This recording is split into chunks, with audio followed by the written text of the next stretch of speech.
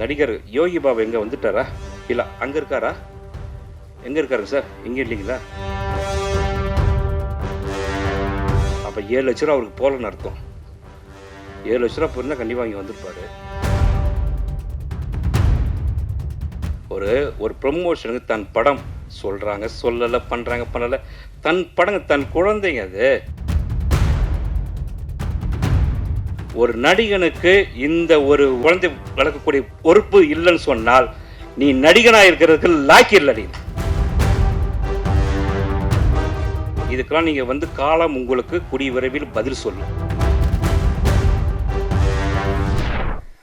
அனைவருக்கும் இனிய மாலை வணக்கம். நம்ம ஸ்டேட் மேட்டருக்கு வந்துடுவோம். இஎஃப்எக்ஸ் பண்ணினாங்க சாதனைகள், பயங்கர பிரம்மாண்ட ஃபைட் மாஸ்டர்ஸ் எல்லாரும் பற்றி எல்லாம் சொன்னாங்க. ஒரு இயக்குனர் மட்டும்தான் ஒரு சீனையும் ஒரு ஃபைட்டையும் கம்போஸ் பண்ண முடியும். அவர் பண்ணினது தானே இது எல்லாமே.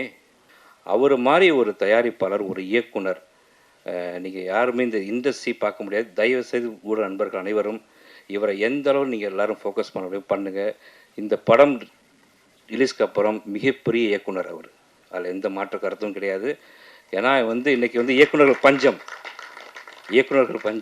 நடிகர்கள் பஞ்சம், தயாரிப்பாளர்கள் பஞ்சம், விநியோகஸ்தர் பஞ்சம்.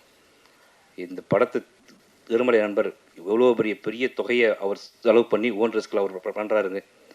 அப்போ அதுக்கான கண்டென்ட் இல்லாமல் அவர் பண்ணிவிடுவாரா? அவர் ஆஃபீஸ்க்கு 50 படம் வருது, எல்லா படத்தையும் அவர் பண்ணிடுவாருங்களா? இந்த படத்து மேலே அவ்வளோ ஒரு நம்பிக்கை, அவ்வளோ ஒரு விஷயங்கள் இருக்குது. ஏதாவது அடுத்து இந்த படம் நீங்கள் ஒரு ஈரானி படம், ஒரு பிரெஞ்சு படம் எல்லாமே ரொம்ப கம்ஃபர்டபுளாக எடுக்கிறாங்க. அது உலகம் பூரா பேசப்படுதுன்னா கஜானாவும் பேசப்பட வேண்டிய படம். அதில் எந்த மாற்ற கருத்தும் கிடையாது. ஏன்னா அதுக்கான உழைப்பு, அதுக்கான எஃபர்ட்ஸ் போட்டுக்கிறதுல சாதாரண விஷயம் கிடையாது.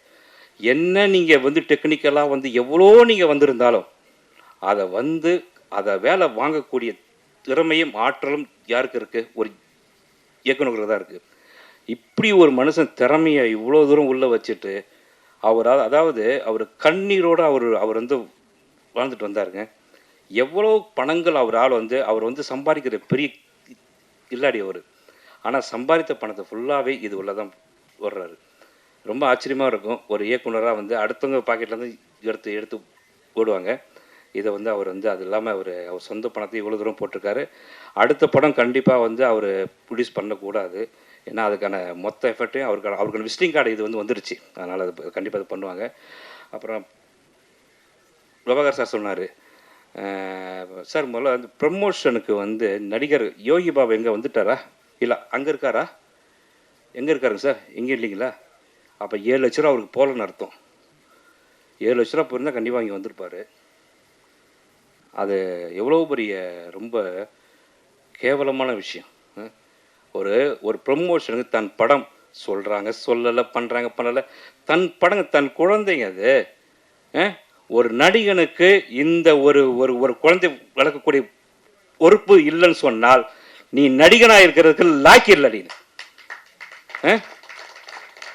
என்ன இது அர்த்தம்? இது ஒரு ப்ரமோஷனுக்கு நீ வரமாட்டீங்களா?